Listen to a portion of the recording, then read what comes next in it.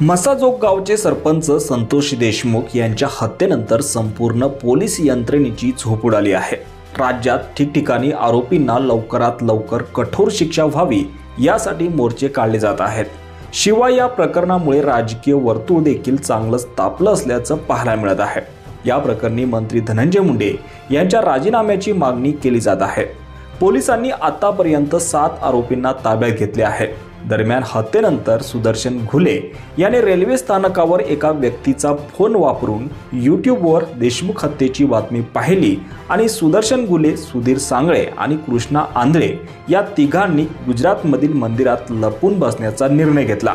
15 दिवस तिथेच त्यांनी मुक्काम केला। धक्कादायक बाब म्हणजे पैसे आणि अन्नाची व्यवस्था मंदिरातूनच होत होती। घुले यांच्याकडील पैसे संपल्याने आंधळे 3 जानेवारीला पैसे घेण्यासाठी परत महाराष्ट्रात आला, पण तो माघारी जाण्यापूर्वी घुले आणि सांगळे पुण्याकडे रवाना झाले। त्यांनी पुण्यातील एका व्यक्तीकडे आर्थिक मदतीसाठी जाण्याचा प्रयत्न केला असता पोलिसांनी त्यांच्या मुसक्या आवळल्या। दरम्यान या हत्या प्रकरणातील आरोपी कृष्णा आंधळे अजूनही पोलिसांच्या तावडीत सापडला नाही।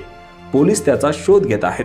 त्याला लवकरच अटक केली जाईल असा विश्वास पोलिसांनी व्यक्त केला आहे।